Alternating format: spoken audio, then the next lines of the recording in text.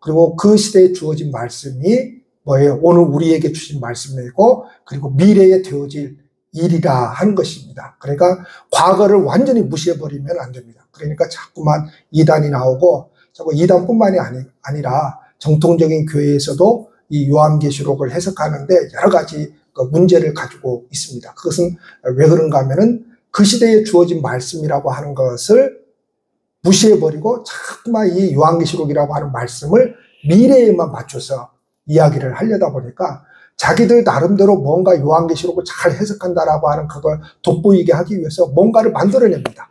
자꾸만 뭔가를 만들어내요.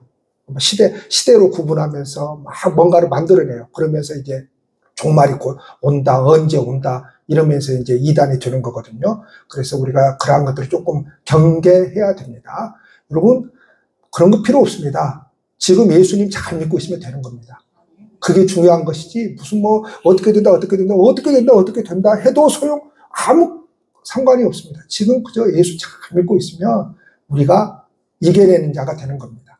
자, 요한계시록은 우리가 지금까지 쭉 말씀 나누었지만 딱 요약 정리하면 이렇습니다. 하나님을 의지하지 않고 사는 사람들에게 내려질 그 심판에 대해서 이야기를 하고 있는 것이죠. 그렇죠? 그런데 그 심판은 예수 믿는 사람은 비껴가는 것이 아닙니다. 어쨌든 이 세상에 다 같이 두 발 딛고 사는 사람들에게 똑같이 임하는 하나님의 심판이잖아요. 환란이잖아요. 그러니까 다 겪는 겁니다. 그런데 믿지 않는 사람들은 견뎌내지를 못하더라라고 하는 것이죠. 그 심판을. 그런데 믿는 자들은, 하나님을 의지하고 사는 사람들은 그 환란과 고통을 뭐하는 사람들입니까? 이겨내더라고 하는 것이죠. 견뎌내더라고 하는 것이죠. 그러니까 어떤 핍박이 온다 할지라도 그 속에 성령이 자리 잡고 있는 사람, 믿음이 있는 사람은 하나님께서 견뎌내게 만듭니다. 인내하게 만들고요. 이게 다른 겁니다. 그리고 이제 지난주일 21장에서 그래서 그렇게 너무 어려운 거잖아요, 사실은. 그냥 그 고통이라고 하는 것이, 핍박이라고 하는 것이 그냥 비껴가면 좋은데, 오히려 그 고통과 핍박이 예수 믿는 사람들에게 더 극심해지는 그때에 바로 인내하고 견뎌내고 그 사람들에게 뭘 보여주는 겁니까? 21장에서 지난주일 새하늘과 새 땅을 보여주는 것이죠. 그래서 그 새하늘과 새 땅에 소망을 품고 살으라고 하는 것이고, 오늘 이제 22장에서는 말씀의 제목을 기다림 그랬는데 기다리라고 하는 것이죠. 기다리라고 하는 것. 자, 그런데 오늘 말씀 보면은 참 하나님께서 그 시대를 살고 있는 그리스도인들에게도 마찬가지이고 오늘을 살고 있는 저와 여러분들에게도 마찬가지입니다. 그 하나님 나라에는 몇 가지 없는 것이 있다는 겁니다. 첫째로 뭐가 없다는 겁니까? 어두움이 없다는 겁니다. 맞습니까? 맞아요. 밤이 없다라고 하는 것입니다. 밤이 없다라고 하는 것입니다. 그러면 이거를 잘 생각을 하셔야 돼요. 왜 밤이 없느냐? 초대교인들은 너무 핍박이 심한 나머지 정상적으로 땅 위에서 살 수가 없었습니다. 그래서 다 어디로 들어갔어요? 땅 속으로 들어갔어요. 동굴을 파고, 그걸 카타콤이라고 부르죠. 그래서 다 땅굴을 파고 그 속으로 들어가서 살았어요. 아주 큰 이렇게 미로처럼 이렇게 되어 있는데 큰 땅굴은 만여 명이 살 수 있을 정도입니다. 이게 만여 명이 막 그렇게 모여서 사는 게 아니고요. 이렇게 막 미로처럼 다 돼 있어요. 그렇게. 마치 팔레스타인 사람들이 굴을 파놓은 것처럼 그런 식으로 막 되어 있습니다. 그래서 거기에서 다 만여 명이, 큰 땅굴은 만여 명이 그렇게 살았습니다. 그런데 그 사람들이 그 호롱불, 소위 말해서 그 작은 그 불빛, 호롱불 하나에 의지하고 그렇게 살아가던 사람들이잖아요. 그러니까 밤이라고 하는 거 늘상 어두움이잖아요. 그냥. 늘상 어두움, 그냥.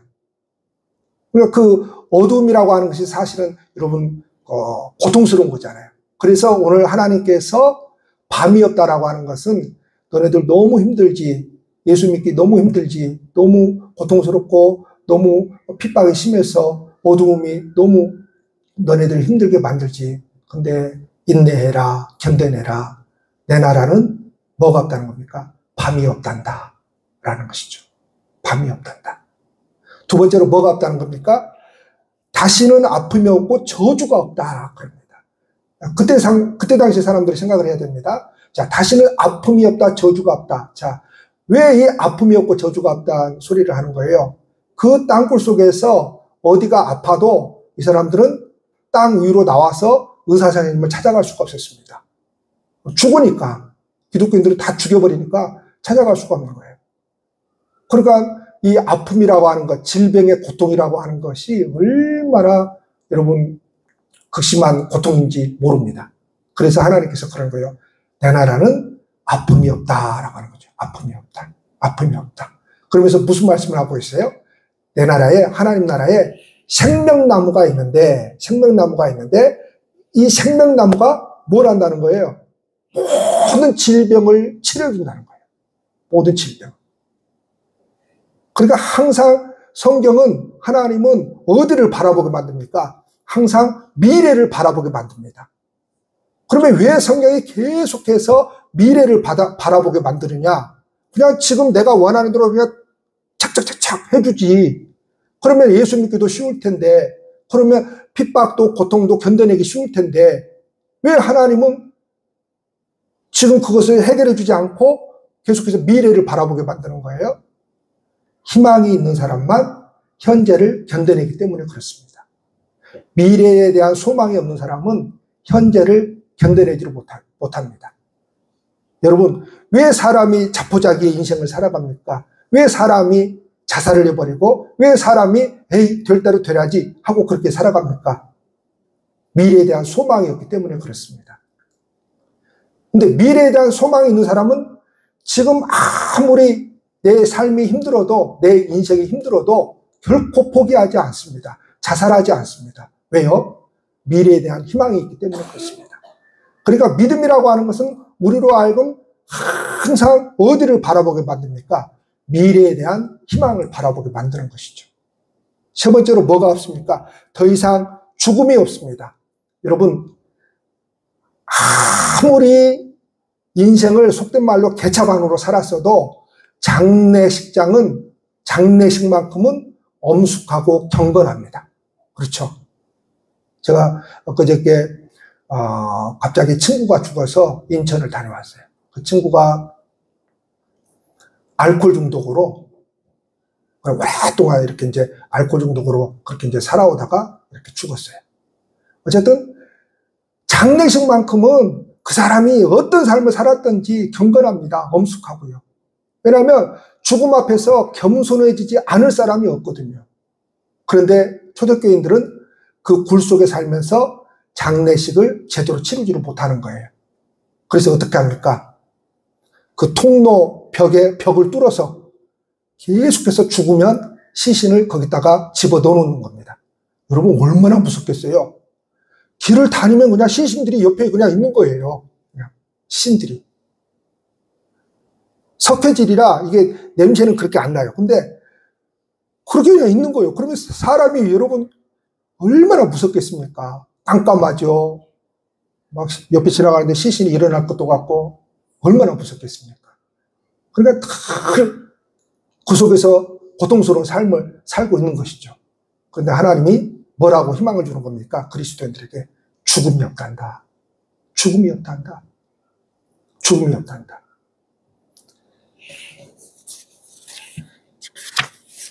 그래서 다시 사망이 없다고 하는 이 말씀은 그 시대를 살아가는 사람들에게, 그렇게 살아가는 사람들에게 복음 중에 복음이었을 것입니다. 자, 요한계시록 22장을 통해서 주시는 귀한 교훈 중 하나는 현재 너무너무 힘든 삶을 살아간다 할지라도 우리가 하나님께 위로받을 일 한 가지라도 하고 있으면 끝까지 기다릴만 하다는 것입니다. 할렐루야. 네. 끝까지 기다릴만 하다는 것입니다.